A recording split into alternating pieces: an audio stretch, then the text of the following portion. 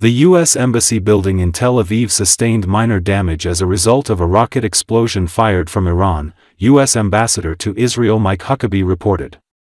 Some minor damage was reported after rockets hit the area of the embassy branch in Tel Aviv, but there were no casualties among American personnel, Huckabee said on the social network X.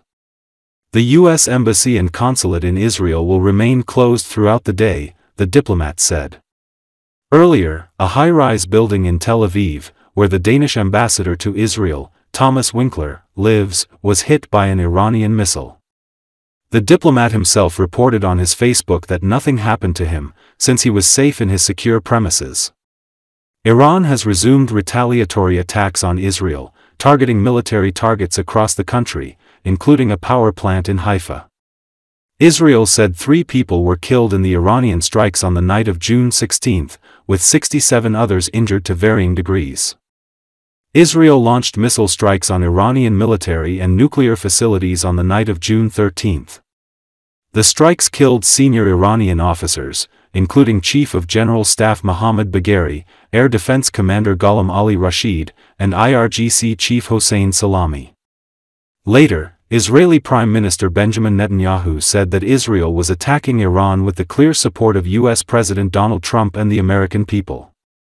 According to him, Iran has allegedly tried to assassinate Trump twice and has also bombed American embassies.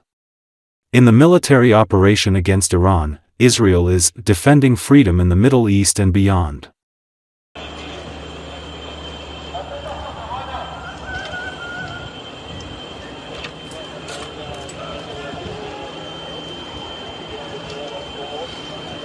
תראו, רסיסים על הגלזביץ'. אני צועד הביתה, אני עוד לא יודע מה אני הולך לראות.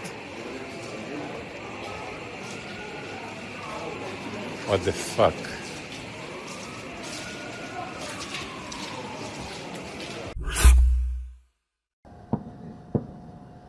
Smoke was seen rising above buildings in the Iranian capital on Sunday as Israel unleashed airstrikes across Iran for a third day. According to Associated Press, Iran has responded by firing missiles towards Israel, and Israeli officials threatened even greater force as some Iranian missiles evaded Israeli air defenses to strike buildings in the heart of the country. Planned talks on Iran's nuclear program, which could provide an off-ramp, were cancelled. The region braced for a protracted conflict after Israel's surprise bombardment of Iran's nuclear and military sites on Friday killed several top generals and nuclear scientists, and neither side showed any sign of backing down. Iran said Israel struck 2 oil refineries, raising the prospect of a broader assault on Iran's heavily sanctioned energy industry that could affect global markets.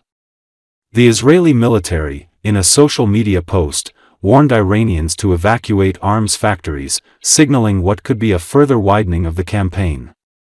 Explosions shook Iran's capital, Tehran, at around noon and again around 3:30 p.m. Semi-official news agencies close to Iran's Revolutionary Guard reported one strike in the area of Valley-e-Asr Square downtown and another in a neighborhood named for the Air Force, which is headquartered there.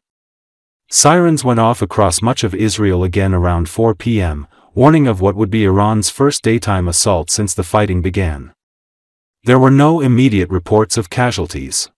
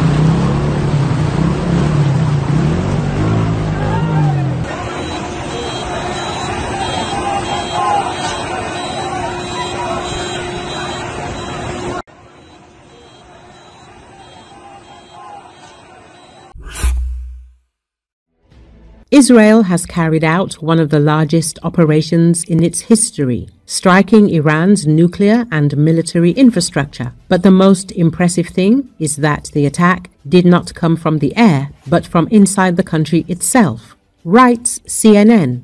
Israeli security sources say Mossad agents infiltrated Iran in advance, smuggled weapons, planted explosives near key air defense sites, and set up a base for launching drones. These actions paralyzed Iran's defenses before the massive airstrike began.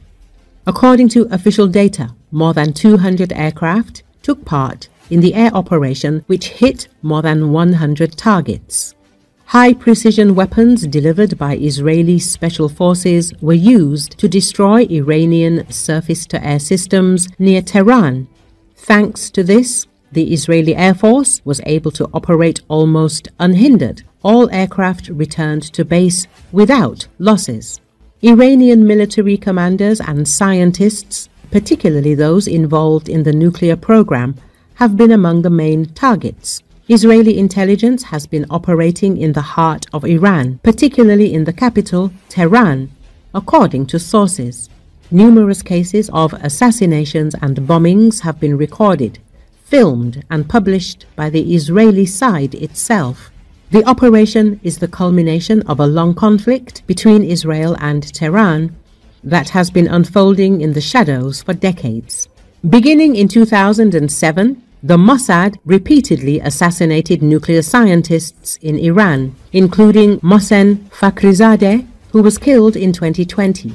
Also in 2018, agents stole an entire nuclear archive from Tehran, more than 55,000 pages and 55,000 files, which were shown at a press conference by then Prime Minister Netanyahu.